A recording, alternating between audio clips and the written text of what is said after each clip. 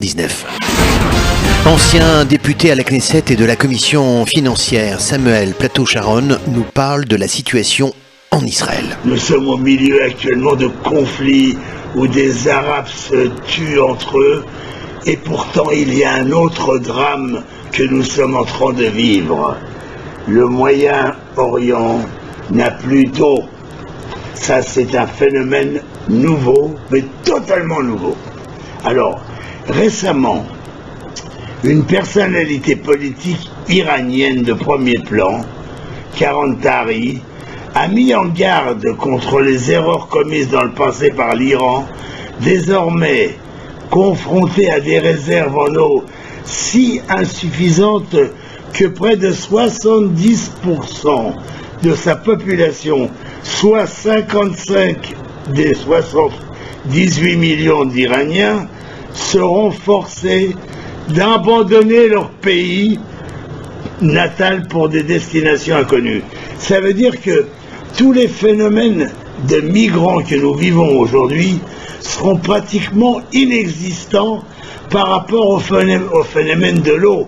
Le phénomène de l'eau va créer des migrants qui vont partir dans toutes les directions pour trouver de quoi vivre, et il s'agit là de dizaines de millions d'individus, et tout ça dans les quelques années, 4 ou 5 années qui viennent. C'est vraiment un phénomène ahurissant. De nombreux faits confirment cette prédiction apocalyptique faite par Kalantari. Autrefois célébré dans la poésie, le lac d'Urmia, tout le monde a entendu parler, le plus vaste du Moyen-Orient, a perdu, écoutez-moi bien, 95% de son eau depuis 1996. Alors, qu'est-ce qui s'est passé? Il s'est passé que la sécheresse, d'une part, la montée de la mer, je vous explique un petit peu sans dans les textes, la montée des eaux de la mer qui empoisonne toutes les eaux, toutes les bonnes eaux, toutes les eaux douces. Et alors finalement, tous ces pays qui n'ont pensé qu'à faire la guerre et qu'à mettre la main sur les pays les uns les autres, ont complètement oublié le phénomène le plus important du Moyen-Orient, l'eau. L'eau, ici, au Moyen-Orient, sans eau, on ne peut pas vivre. Alors, qu'est-ce qui s'est passé? Il s'est passé des phénomènes, par exemple la Syrie. Entre 1988 et 2000, le gouvernement syrien a dilapidé 15 milliards de dollars pour des projets d'irrigation qui ont tous échoué.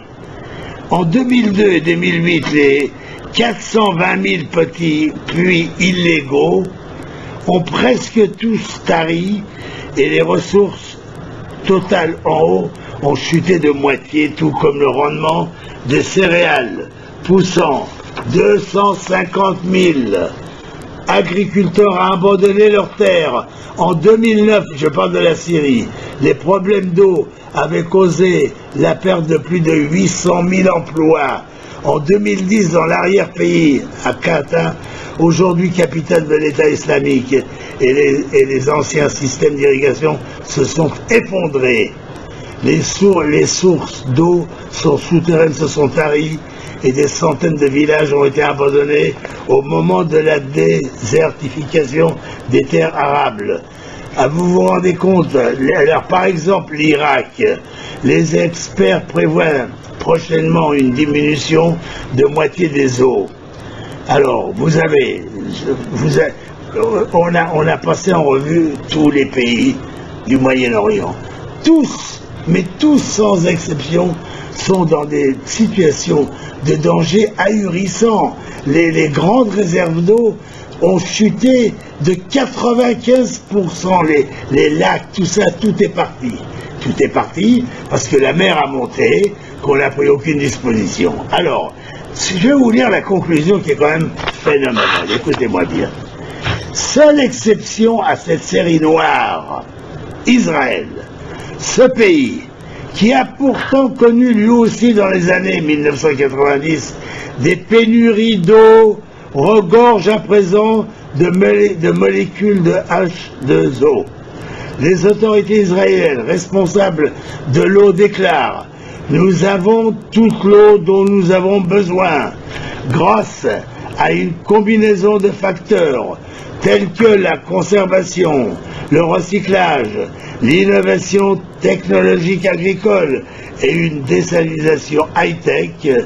Il faut dire particulièrement, on est particulièrement frappé de voir qu'Israël peut dessaler 17 litres d'eau pour seulement quelques centimes, c'est unique au monde, et recycler environ 5 fois plus que le meilleur pays après lui en la matière, l'Espagne. Autrement dit, et ça c'est quand même, il faut prendre ça, la menace de bouleversement démographique due à la sécheresse, qui sont probablement la pire de tous les grands problèmes de la région, peut se résoudre avec de l'intelligence et de la maturité politique.